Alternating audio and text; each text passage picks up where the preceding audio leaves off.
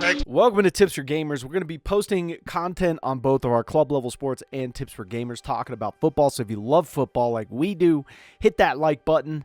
Let's see if we can get to 200 likes, and make sure to subscribe to both this channel and our other channel, Club Level Sports. And comment down below, do you guys think that Alabama got penalized in the College Football Playoff Committee?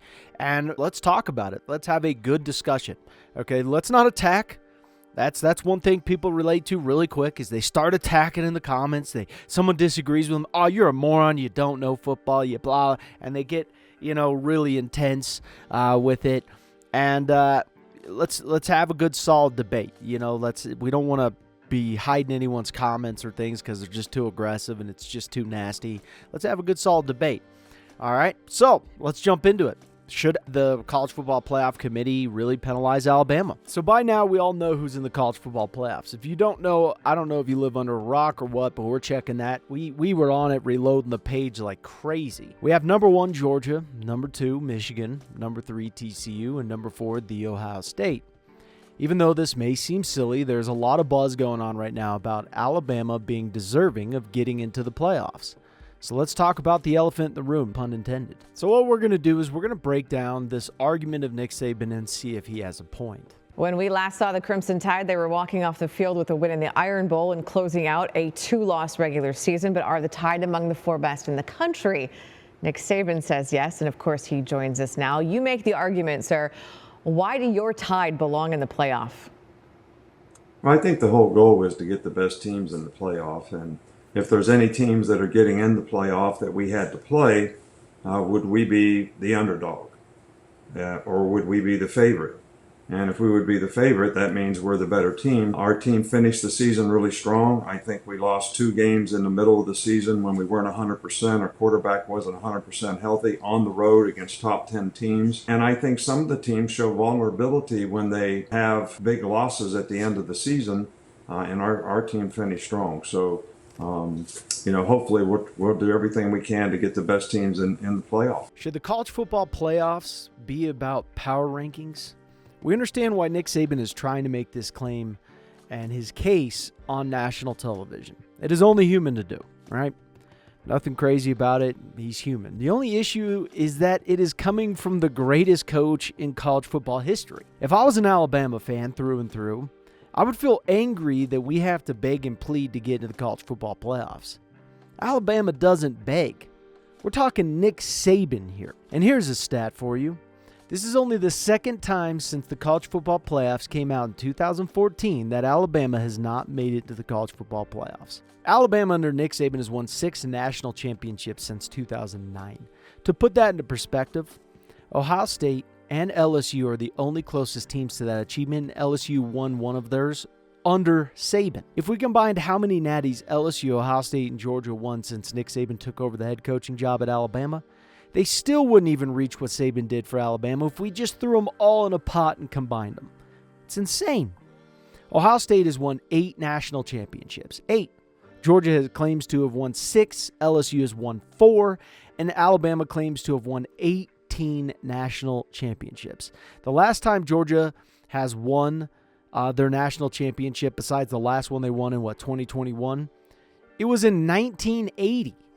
Ohio State has won 2 since 2002, and LSU has won 3 since 2003, with one of them being under Saban. So yes, if we look over the history of college football, Alabama more than likely would in fact be favored to win against TCU and maybe one other team in the college football playoffs. I can't say that they would be favored to win against Georgia. I'm not sure they'd be favored to win against Michigan, and I'm just not sure they'd be favored to win against Ohio State, at least in my opinion. And the thing is we do not give out national championships based upon power rankings or even Vegas odds. This would be ludicrous. And if we did, it would kill the sport of football as we know it.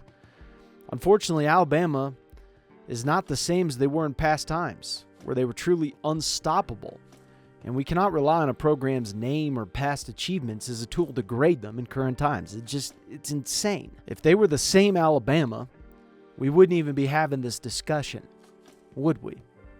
They would be in, and we'd be arguing about if TCU should get in over maybe Ohio State or maybe Michigan if Ohio State would have beat them or some other team. And the thing about power rankings is they don't always tell the truth.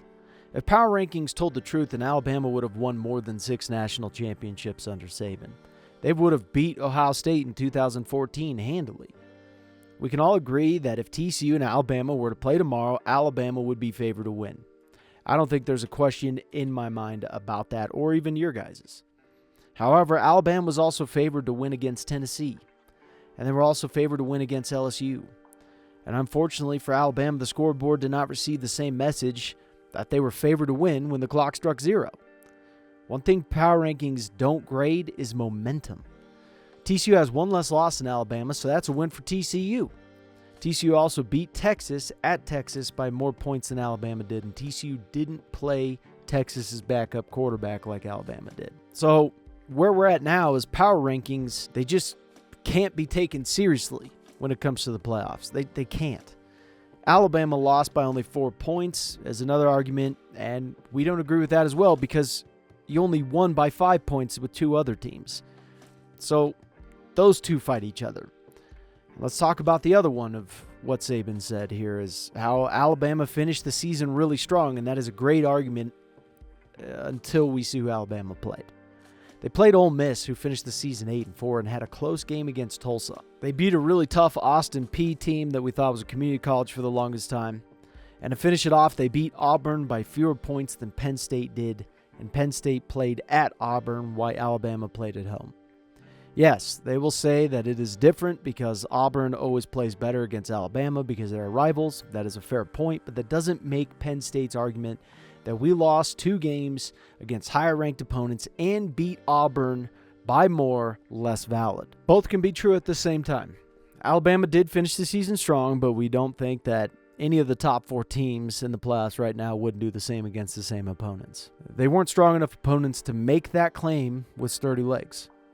Put Alabama on Penn State's schedule and ask yourself if you are sure that Alabama would have been able to beat Ohio State and Michigan during the regular season with having to play at Michigan with over 100,000 fans in attendance.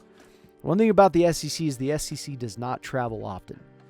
They just don't. They stay in the SEC, and they're not going to travel and play an away game against a ranked opponent very often. They just don't. So let's try and find another argument here. Who's Alabama's strongest win on the season? Well, that would likely be Texas. And Texas right now is ranked 20th in the college football playoffs, and they ended the season 8-4.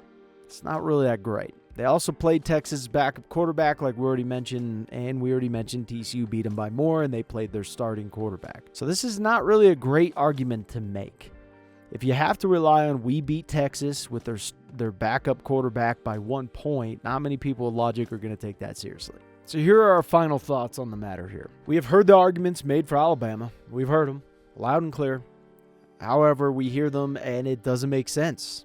I mean, it really doesn't. Ask yourself, does this really, really make sense? Take yourself out of it. Take emotion completely out of it and ask yourself, does this really make sense? Saban can go on as many shows as he wants, and the fans can scream it to the top of their lungs, and no matter how much you scream it, blue is blue. Begging and pleading from a team that clearly doesn't deserve a playoff spot isn't a good look for Alabama. It's grimy. Alabama's above this. The greatest coach of all time, he sure in the hell knows better. We have spoken to many great Alabama fans that have told us that we don't belong this year, and that is something that honestly amazed us. Because there are fans that we have heard too that are like, no, we belong at all cost. But I got to say this to Alabama fans. Be proud of your achievements and be thankful for the ride, and just don't let that go to your head and distort reality. Be happy that you are ranked 5th, because in reality, Alabama shouldn't have even been ranked that high. Any other program with the same production this season as Alabama, not named Alabama, wouldn't have had the same treatment.